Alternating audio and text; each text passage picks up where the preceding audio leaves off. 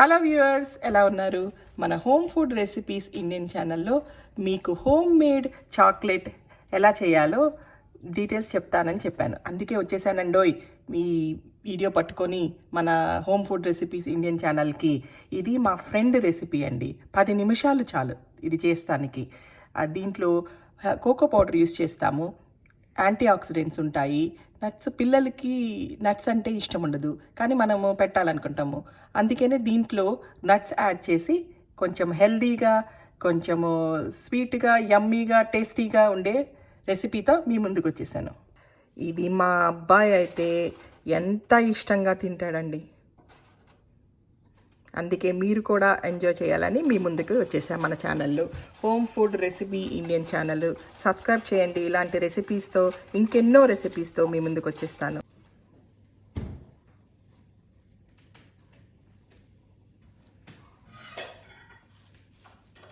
First ఒక pan తీసుకొని ఒక 2 స్పూన్స్ గీ వేయాలండి. దీన్ని ఆన్ చేయకూడదు. తర్వాత ఒక 4 స్పూన్స్ కోకో పౌడర్ వేసి దాన్ని ఇలాగా మిక్స్ చేయాలి.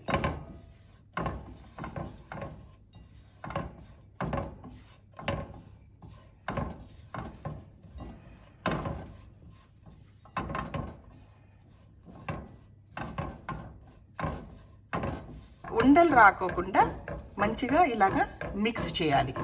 తర్వాత ఒక tin condensed milk, sweet and condensed milk తీసుకొని దాంట్లో ఇలా వేసి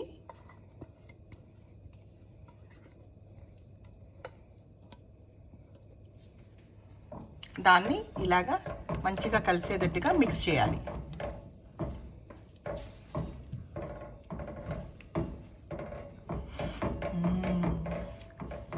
మంచి స్మెల్. సో ఇప్పుడు గ్యాస్ ఆన్ చేయాలి. ఈ కండెన్స్డ్ మిల్క్ వేసే ముందు ఈ ఉండలు కనుక కరగపోతే కొంచెము గ్యాస్ ఆన్ చేసేయచ్చు. ఆ పాయింట్లో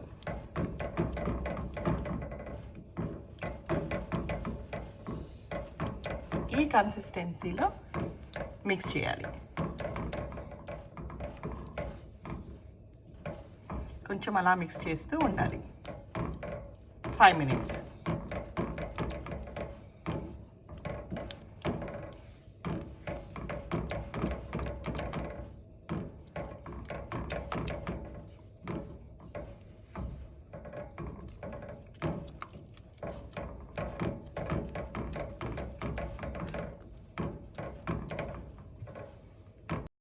ఇలా థిక్గా వచ్చేటట్టుగా కలపాలి.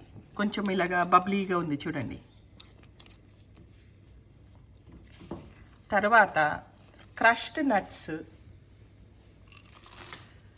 ఆల్మండ్, క్యాష్యూస్, కొంచెము గోల్డెన్ కలర్ రేజిన్స్ వేసి, ఇంకా మీకు ఏ నట్స్ కావాలంటే అవండి ఇలాగా తిప్పాలి.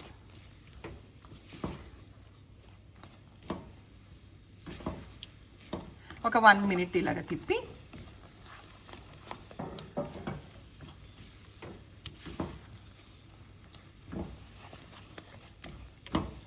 తర్వాత ఒక బౌల్ తీసుకొని దీని మీద బటర్ పేపర్ వేసి దాన్ని కొంచెము గీ రాసి ఆ మిక్స్చర్ని, ఆ థిక్గా అయిన దీన్ని దాంట్లో వేసి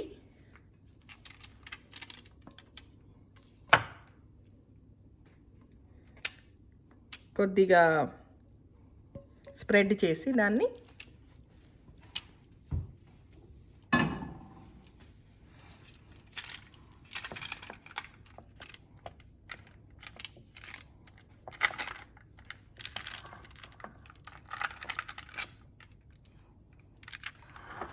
దీన్ని తీసుకెళ్ళి ఒక 1 hour రిఫ్రిజిరేట్ చేయాలండి. చేస్తే మనకి ఇలాగా యమ్మీ హెల్దీ చాక్లెట్ మీ ముందుకు రెడీ. మనం ఒక బటర్ పేపర్ తీసుకొని కొంచెం బటర్ రాసి దాన్ని ఇట్లా పెట్టి ఇట్లా అన్నామనుకోండి, చక్కగా ప్లెయిన్గా లెవెల్గా అవుతుందన్నమాట. ఇదొక చిన్న చిట్కా. దాని తర్వాత ఇలా తీసేసేసి దీన్ని తీసుకువెళ్ళి ఫ్రిడ్జ్లో పెట్టాలి 1 గంట సేపు, డీప్ ఫ్రిడ్జ్లో. ఒక 1 అవర్ తర్వాత ఇలా ఉంటుందండి. ఇలా ఉంటుందండి. దీన్ని ఫ్రిడ్జ్లోంచి తీసి దీన్ని ఇలాగా కట్ చేయాలి.